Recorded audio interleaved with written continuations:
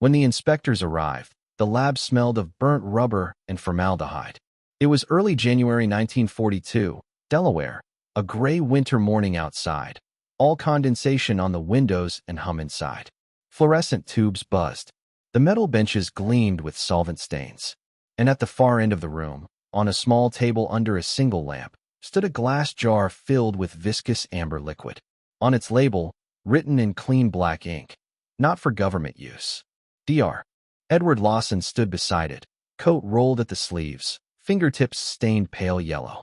He was 38, a chemist for DuPont, once a teacher, now a man who had stopped trusting rules.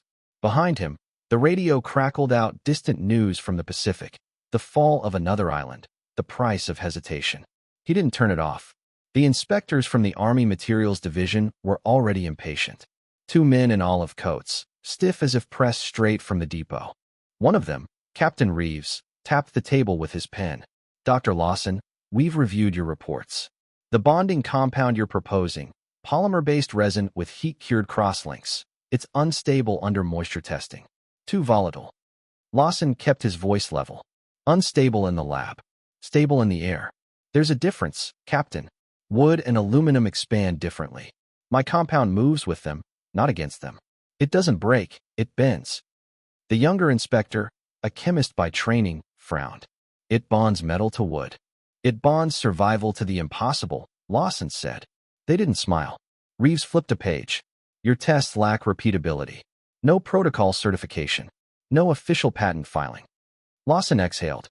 "Because no one wants to pay for what they don't understand." The captain scribbled something, closed his folder. "We can't authorize an unverified adhesive for military aircraft. Burn the sample and destroy the notes." "I'm sorry, doctor." Lawson watched them walk out, boots on tile, doors shutting with bureaucratic finality. The lab was silent again except for the faint ticking of the chemical clock on the wall. He stood for a long minute, hands still. In his diary later that night, he would write, "They fear the unknown, but it is the only thing that moves the world forward. Steel wins wars, they say. They forget that steel itself was once an experiment." He didn't burn the sample.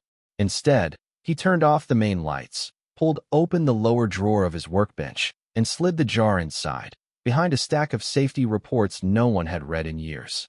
The amber liquid caught the lamp's reflection, a small sun in a cold room. Outside, the factory whistled blue shift change. Inside, he leaned on the bench, rubbing his eyes. Every instinct told him this was the line between caution and courage. The formula, his unapproved polymer, was still unperfect. It foamed under pressure, smoked if overheated.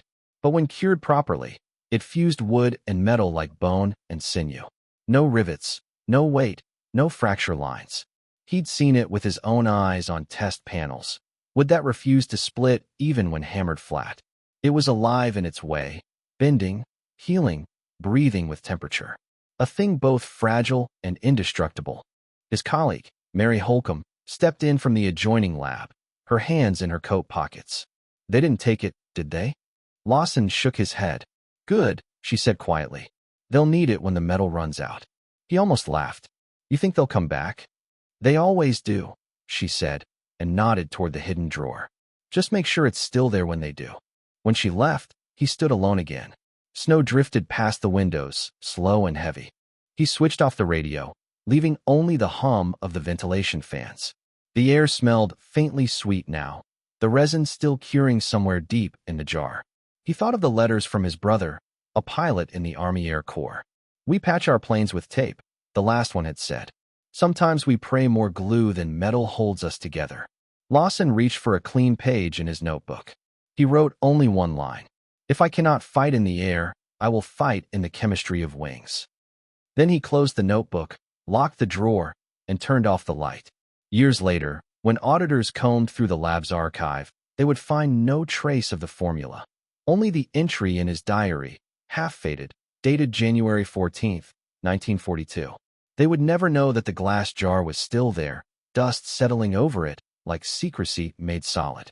And no one, not even Lawson, could have guessed that this hidden sample, this forbidden glue, would one day hold together the wings of planes flying above Europe, carrying men who never knew his name.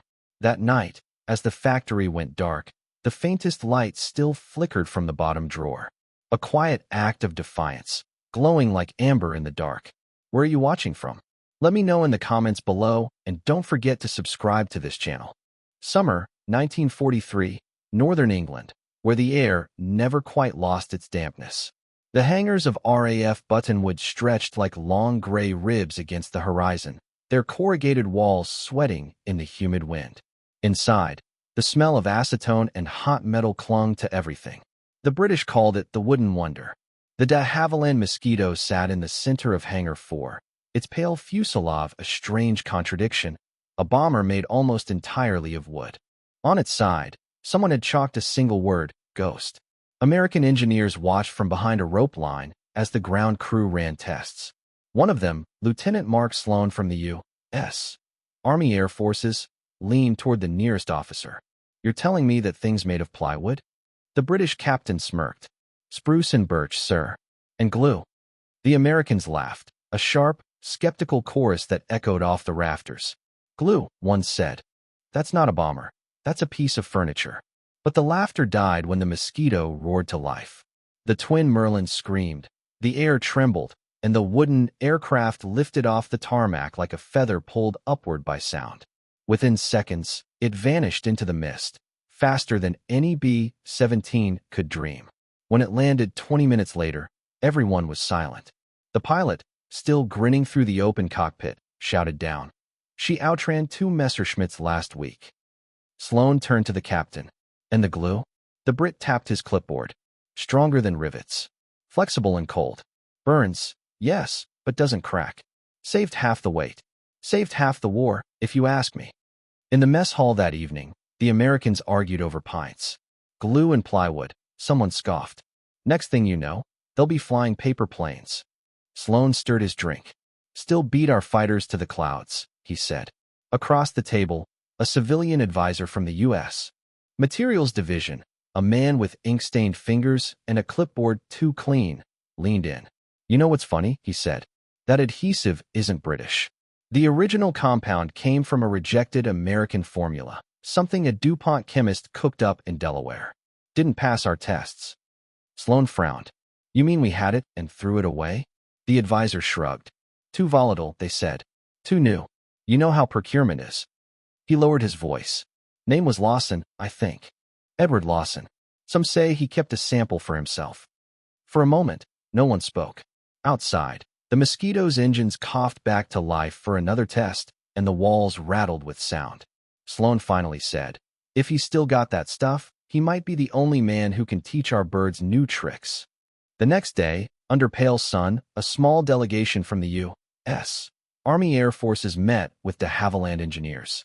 Notes were exchanged, sketches drawn on napkins.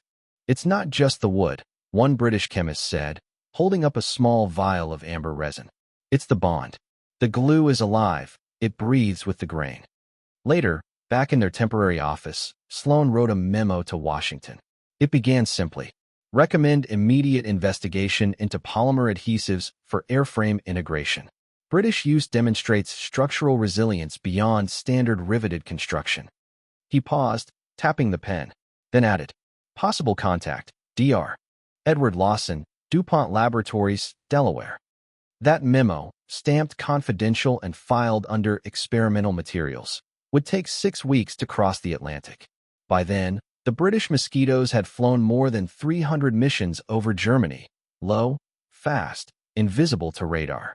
One RAF mechanic, interviewed later, said it best. It wasn't the metal birds that frightened the Germans most. It was the ones made of wood, because you couldn't hear them coming until it was too late. In a drafty office back in Delaware, Lawson had no idea his name was circulating again. He still came to work at dawn, still mixed his amber resin in silence, still wrote in his journal. One day they will need what they refused. And now, without knowing it, the war was reaching for him. Across an ocean, through layers of bureaucracy, through the hum of engines held together by a chemistry no one yet understood. By autumn, the memo would reach his superiors, and the same men who told him to destroy his work would come looking for it. Only this time, they wouldn't be asking permission. October 1943, Michigan. Shop number 12 never truly slept. The air was thick with sawdust, fuel, and metal filings. Fluorescent lights hummed above the endless skeletons of bombers, wings waiting for skin. Outside, the wind scraped snow across the concrete, but inside it was hotter than a foundry. Machines breathing, steel hissing, men speaking in half-words to save time. Edward Lawson stepped through the side door with a duffel over his shoulder. No clearance badge, no permission. Inside the bag, 2 unmarked 5-gallon cans filled with a resin the government had ordered destroyed. A foreman named O'Hara met him by the press line, face drawn by fatigue and fear. "You sure about this, Doc?" Lawson's voice was calm. "If we don't fix those panels, someone dies at 30,000 feet. O'Hara exhaled smoke. "Fine, but if anyone asks, I've never seen you." They set up in Base 6, where part of a B-24 wing lay stripped bare. The standard Army adhesive sat on a nearby shelf, official, approved, and worthless. Lawson pried open one of his cans. Amber liquid caught the light like thick honey. The smell was strange, sweet under the sting of solvent. "What the hell is this stuff?" O'Hara muttered. "Insurance," Lawson said. "Mix slow. Vent the air. No open flame." 4 trusted men came to help. 2 riveters, a fitter, and a young mechanic with eyes too alert for his age. They brushed the compound along the ribs of the wing, thin, even strokes. The resin clung to the aluminum as if it recognized it. Every move felt illegal, every sound too loud. When the first panel settled into place, Lawson checked the gauge. "Press at 80 psi for 1 hour. Then wait 12 more. "Wait," the kid asked. "Patience," Lawson said. "That's how science works." They watched the hydraulic press descend, steel jaws closing over their secret like a prayer. For an hour they listened to the tick of a wall clock and the occasional cough. Lawson wrote the time on the jig in grease pencil, 0210. Dawn brought frost to the windows. The air smelled of metal and nerves. They released the clamps carefully, every hand ready for disappointment. The panel stayed firm. No air pockets, no lines of separation. Lawson ran his fingers along the seam. Smooth. Whole. Alive. They cut a small piece from the corner for testing, a ritual of proof. In another hangar, a technician set it in the tension rig. "Pull to failure," Lawson ordered. The machine strained. Pressure climbed. At the point where normal adhesive should have failed, the bond held. Then aluminum, not glue, split apart, bright and jagged. "Failure mode. Substrate, not adhesive," the technician whispered. O'Hara grinned. "Well, I'll be damned." They didn't celebrate. Not out loud. The cans were sealed again, the brushes burned, the resin residue scrubbed from the floor. Every trace erased before sunrise. A week later, the test aircraft took off under clouded skies. One wing used the approved compound, the other Lawson's. At 32,000 feet the pilot hit a violent air pocket.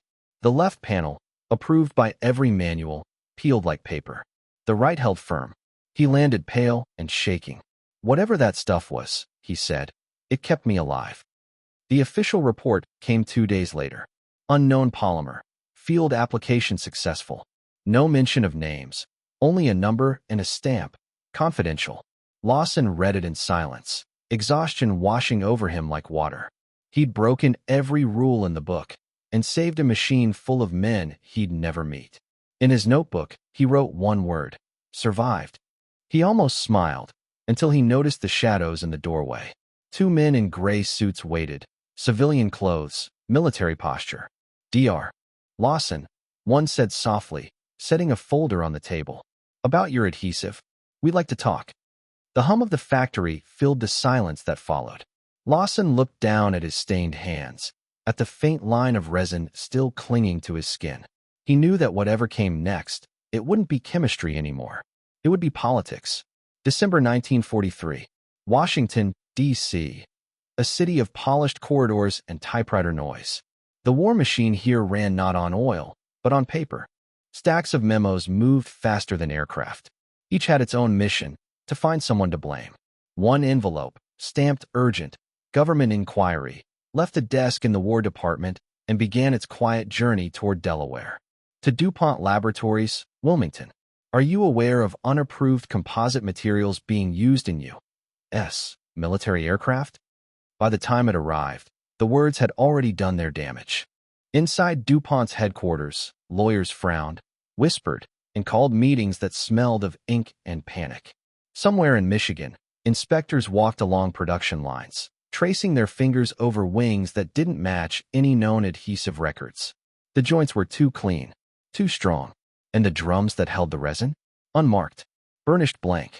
The first report to Washington called it material of unknown origin. A colonel drew a red line beneath the phrase and added a word in pencil: sabotage. At a meeting on Constitution Avenue, a military attorney leaned toward Lieutenant Colonel William Crawford. "If the compound isn't registered," he said, "then whoever made it violated federal code. Even if it works, it's sabotage by definition." Crawford didn't respond. He'd flown long before the war, before checklists and committees. "What if it saved the planes?" he asked quietly. "Then it's functional sabotage," the lawyer replied flatly. In the following days, the investigation deepened. Inspectors found test panels that refused to fail, even when struck with sledgehammers. Factory records listed the source as shop mix. An engineer, trying to help, wrote in his report, "experimental bonding techniques, possibly from Ohio." It was a deliberate lie, a small act of mercy to keep one man's name out of print. But Lawson's name surfaced anyway. Someone in procurement remembered a discarded formula. Someone else remembered the phrase, amber polymer. Within a week, the pattern was clear: unmarked cans, exceptional performance, and one chemist who had once been told to burn his work. DuPont summoned him to headquarters. The conference room was bright and cold, a flag behind every chair. 3 company officials, 2 military observers. No one smiled. "Dr. Lawson," the senior counsel began, "the government has questions about an adhesive found in several aircraft. Do you know anything about this compound?" Lawson said nothing at first. The silence was louder than truth. Finally, he said, "Yes, I made it." One of the officers closed his folder. "You admit to distributing untested material for military use." "I admit to using something that worked," Lawson said evenly. "That's not the point," the lawyer snapped. "You ignored protocol." "I ignored failure," Lawson replied. The room chilled. They showed him photos, aircraft panels, production records, fingerprints of his creation. "Do you understand what this means?" an officer asked. "You've altered government property. You've compromised oversight." Lawson stared at the photographs. "I compromised nothing," he said. "I corrected it." They moved him from one office to another. Interviews, statements, corridors of men who had never smelled solvent in their lives. In one hallway, he crossed paths with Crawford. The colonel stopped him for just a moment. "They're calling it sabotage," he said quietly. "I'm calling it survival. But that won't help you in there." That evening, in a hotel near the river, Lawson read the summons ordering him to appear before a federal review board. He set it beside his notebook and wrote one line: "They will not ask if it held. They will ask why I dared to make it hold." Outside, snow fell soundlessly over the Capitol dome. Inside, the radiator hissed like a warning. He packed a single suit, one that still smelled faintly of resin. He knew what waited in Washington. They didn't want proof of success. They wanted confession. And in a city that worshipped paperwork more than progress, being right could still mean being ruined. February 20th, 1944, over Leipzig, the sky burned white with frost and gunfire. The air was full of noise, the kind that pressed against the ribs and stayed there. Inside B-24 Liberty Bell, every vibration felt personal. Oil fumes, sweat, cold metal. The smell of a machine trying to survive itself. "Bomb bay doors opening," the pilot said. His voice was even, but his knuckles were pale. Flak bloomed ahead, black flowers in a gray field. "Steady," the navigator whispered, as if the plane could hear him. Then came the sound. Not an explosion, but a crack, like the sky snapping in two. A shell tore through the left wing, slicing between engine and panel. The aircraft rolled, engines screaming. Men hit their harnesses hard. Someone yelled, "We're done." The pilot wrestled with the controls. "Feather 2, he barked. The dead prop folded. The vibration didn't stop. The whole ship shuddered, metal howling, air leaking through unseen wounds. The co-pilot turned, eyes wide. "Do we jump?" "Negative," the pilot said, even though logic said otherwise. "Hold her steady." Below the wing, smoke curled, but the panel somehow held. A line of amber resin glistened under the frost. "What the hell's keeping it on?" the gunner muttered. No one answered. They just listened to the airframe groan like it was praying. They dropped their bombs blind through the smoke and turned for home. The flak followed, then the fighters. 3 o'clock high, someone shouted. Cannons flashed, tracers cut through the clouds, but the crippled bomber stayed aloft. Liberty Bell to base, the radio cracked. Left wing hit, still holding. Repeat, holding. The pilot didn't say it out loud, but he knew they were flying on luck, or something better. 2 hours later, they landed in England. The plane rolled to a stop, wheels sinking into frozen mud. When the crew stepped out, they didn't cheer. They just looked at the wing. The outer skin was blackened, warped, peppered with holes. Yet the main seam, the one that should have torn away, was whole. Maintenance crews swarmed it under floodlights. "It's glued," a mechanic said, tapping the joint. "But not any glue I've ever seen." He ran a knife along the seam. It didn't separate. It bent, flexed, then reformed. What in God's name is this stuff? Word spread. Other damaged aircraft came back from missions the same week. Wings ripped, engines gone, but bonded sections intact. One report read, "Port panel destroyed. Starboard panel, unknown adhesive, unaffected." Another, "Wing joint endured direct hit. Pilot credits, structural miracle." An Air Force major, reviewing the data, scribbled a note in the margin. "We don't know why this plane stayed in the air. Maybe luck, maybe chemistry." He circled chemistry twice. In the debriefing tent, the Liberty Bell crew sat in silence. The pilot, still pale, said finally, "She shouldn't have flown. But she did." Then, after a long pause, "Maybe somebody built her to fight harder than we can." That night, a courier from the maintenance division typed a short report for Washington. Under the field-labeled material, he hesitated, then wrote, "Unknown composite. Effective." He stared at the word before sending it. Effective. It felt wrong, too small. In a smoky office across the Atlantic, Colonel William Crawford read that same word the next morning. He tapped it with his pencil, thinking of the man the Army was preparing to prosecute, the chemist whose name appeared only in whispers. Outside, the city woke to another gray morning. Clerks carried folders through hallways that smelled of dust and authority. None of them knew that in a hangar an ocean away, a thin amber line on a bomber's wing had quietly rewritten the limits of what a machine, and a man, could endure.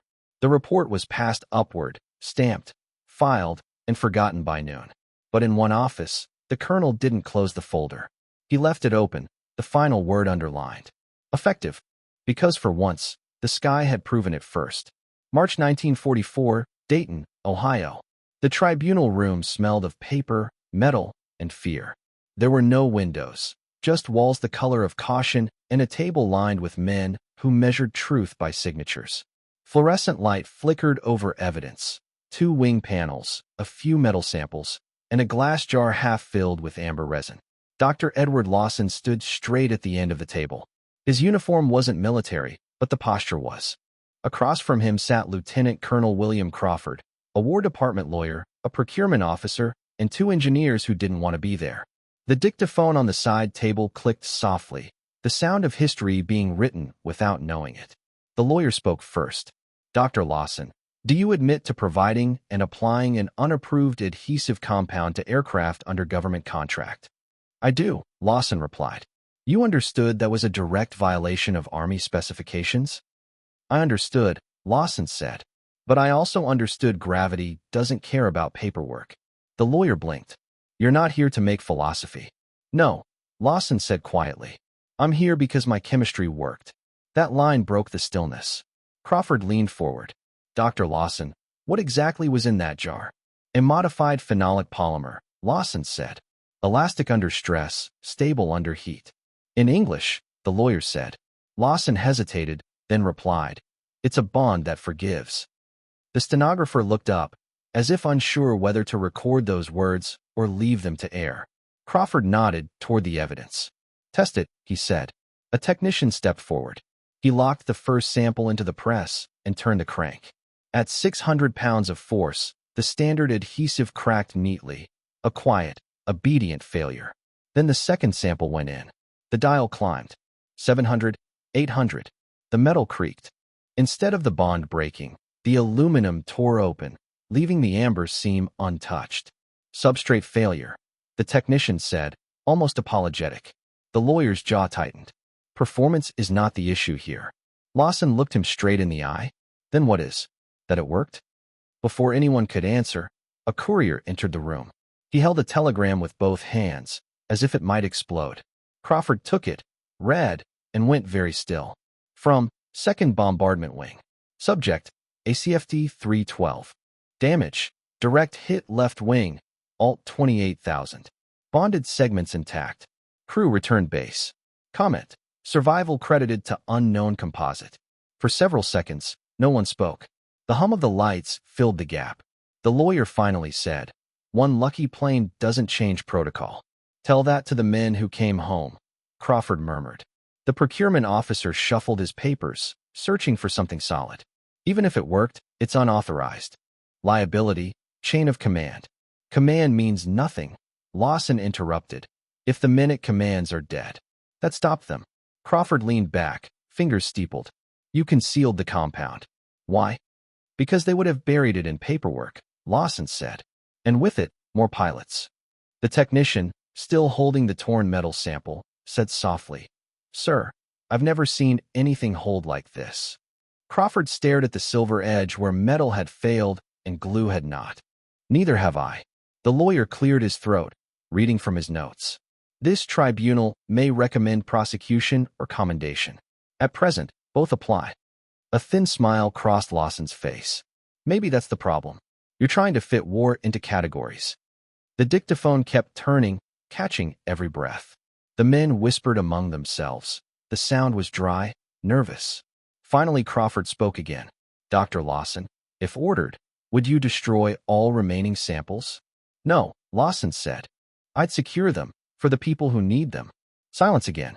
The attorney wrote something, then closed his file. "Very well. The tribunal will reconvene when higher command decides." But everyone in that room already knew. Command wouldn't decide. Not soon. Lawson picked up his hat and nodded once. "Gentlemen," he said, "if I'm guilty, it's of not waiting for permission."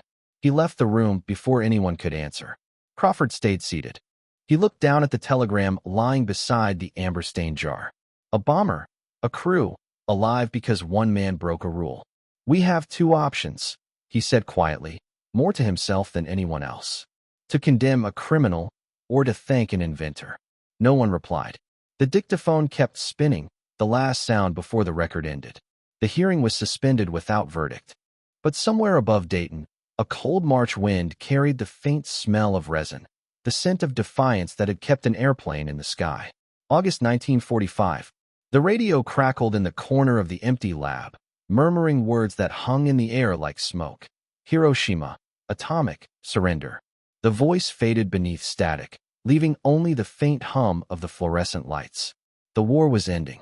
But in this room, there was no cheering, no noise, just the smell of dust, alcohol, and the ghosts of experiments that no longer mattered.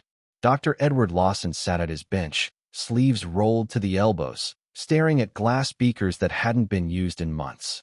The instruments, once bright with urgency, were now relics. On the table lay a letter with the official seal of the War Department. He had already read it twice, but he unfolded it again, his eyes tracing the lines he already knew by heart. Formula number 47 approved for civilian aviation use. Public acknowledgement not authorized.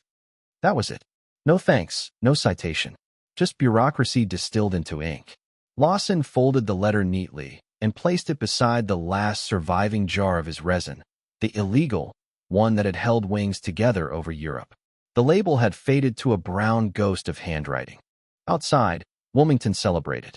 Car horns, distant shouts, a factory whistle that had once called men to war. Here, inside the lab, the noise reached him as a muffled echo of another world, a world that moved on without remembering.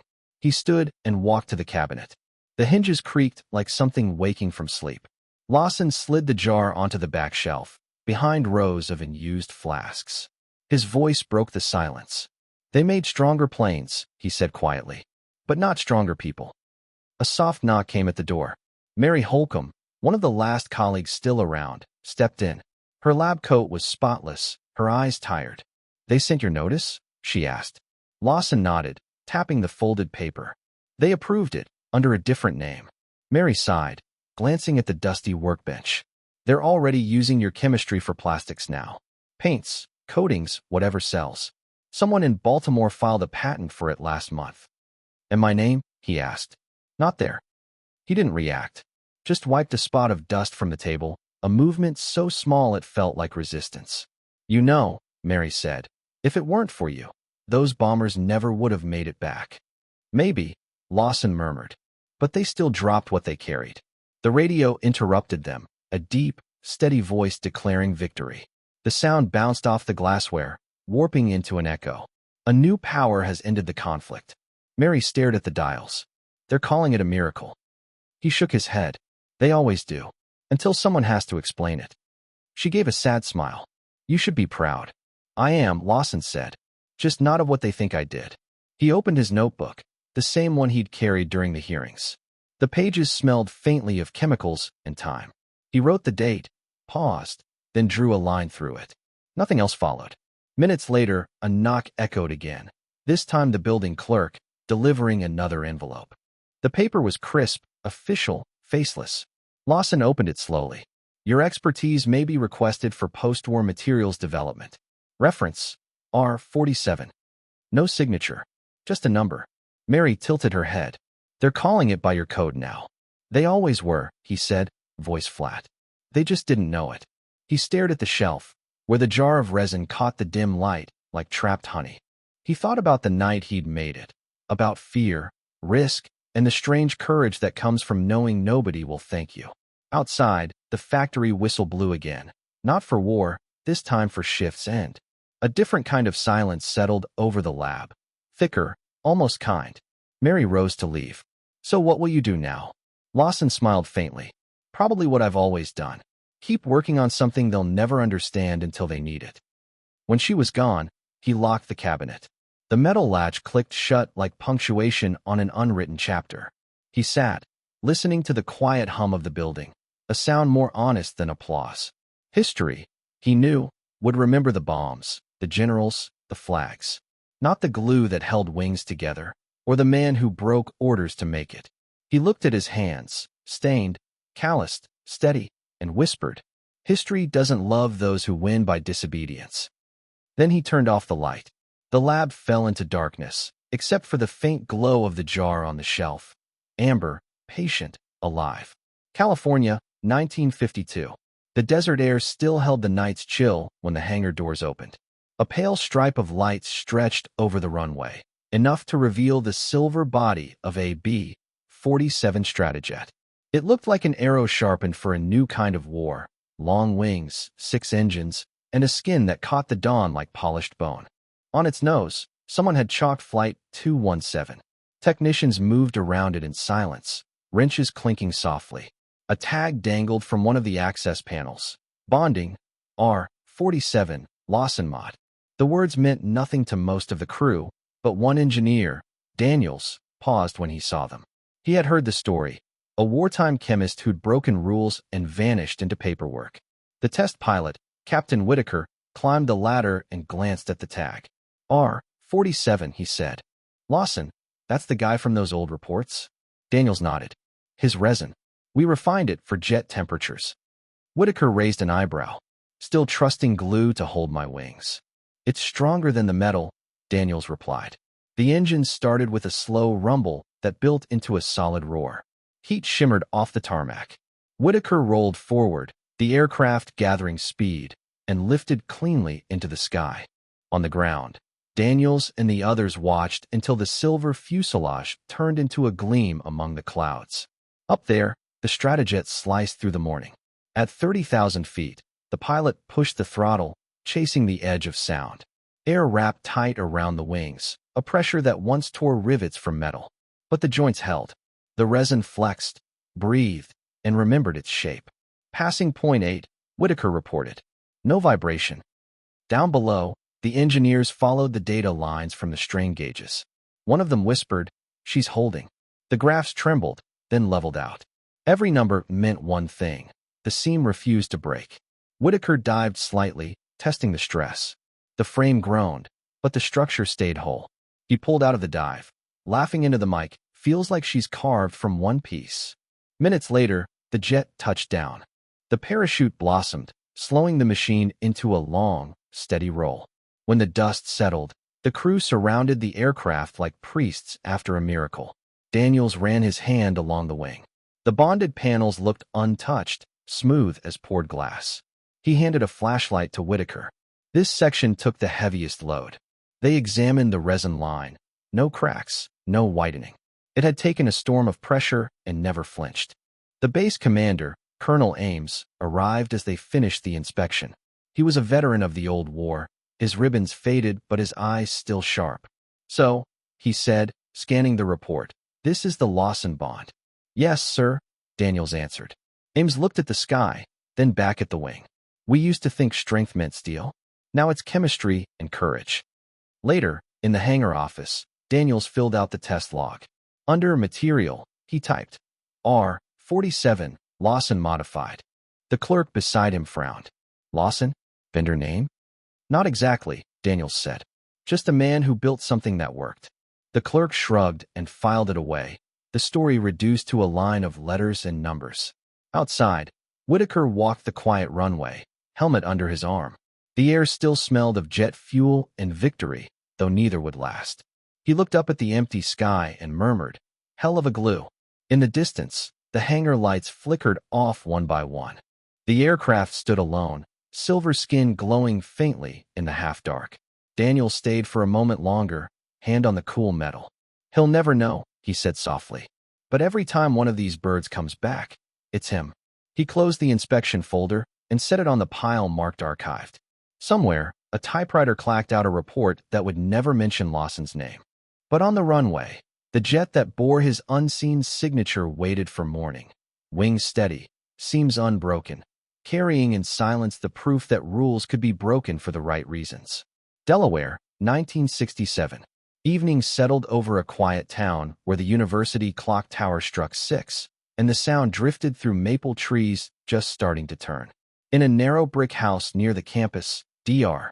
Edward Lawson sat at a wooden desk surrounded by yellowed papers, lab notebooks, and a single glass jar, its contents thick, amber, and older than most of his students. He had grown thinner with the years, his hands still steady but marked by the pale scars of chemicals. The room smelled faintly of varnish and dust. The radio hummed low, news about rockets, satellites, and the bright new world of space-age materials. Lawson listened without expression. Those words used to excite him. Now they only made him tired. A soft knock interrupted the quiet. When he opened the door, a young man stood there holding a folder to his chest. "Dr. Lawson? I'm Peter Hart, from the engineering department. I hope I'm not intruding." Lawson smiled faintly. "Come in. Intrusion's just a polite word for curiosity." Peter stepped inside, looking around at the shelves of old reports. "Professor Kellum said you might help me. I'm writing a paper on composite resins for spacecraft. I found your name attached to something called R47, but no one could tell me what it really was." Lawson poured 2 cups of tea. "Sit down, Mr. Hart. R47 was never supposed to have a story, just a result." The student opened his folder. "They say it was revolutionary, a bonding agent that changed aviation. Some think you invented it." Lawson laughed quietly. "Some think right. Others filed the patents." Peter hesitated, then asked, "Why isn't your name on it?" "Because names weigh more than truth," Lawson said. He turned toward the shelf and brought down the jar. The resin glowed softly under the lamplight, dark gold with age. "This is what held wings together over Europe. They told me to destroy it. I didn't." Peter leaned forward. "It still looks alive." "It is," Lawson said. "A living mistake that worked." They sat for a while, surrounded by the hum of the old house. Peter's questions came cautiously about strength, elasticity, the chemistry behind the impossible. Lawson answered simply, as if he were explaining weather instead of war. "When did you know it would hold?" Peter asked. "The night we stopped asking for permission," Lawson said. "And the morning a pilot came back who shouldn't have." Peter flipped through his notes, then looked up. "I wanted to thank you. If our spacecraft project succeeds, part of this will be built from your work." Lawson gave a small smile. "Then promise me one thing. When they tell you to follow the book, make sure the book deserves it. Peter pulled out a form. Would you sign here as the original source? It's just for citation. Lawson took the pen slowly, reading the line where his name should go. His handwriting was careful, the ink a little shaky. Beneath his signature, he added a note, for flight that forgives. Peter looked at the words. That's beautiful, he said. It's the only way things survive, Lawson replied. As the light outside faded, the two stood at the door. The street smelled of rain and cut grass. You could have been famous, Peter said softly. You still could be. Lawson shook his head. Fame is just gravity for men who want to fall slower. He looked past the student, toward the university towers glowing against the sky. I only wanted to keep them flying. Peter nodded, unsure how to answer. If you had to name the ingredient that mattered most in your formula, he asked, what would it be? Lawson thought for a moment, then smiled. Stubbornness, he said. The kind that doesn't wash off.